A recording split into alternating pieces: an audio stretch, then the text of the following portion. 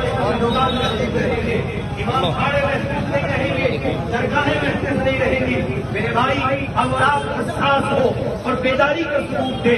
ये QR code जो आप तक यकीनन पहुंच चुका है, आपके मोबाइल पर आ चुका है, बहुत से ग्रुप्स में शेयर किया जा चुका है।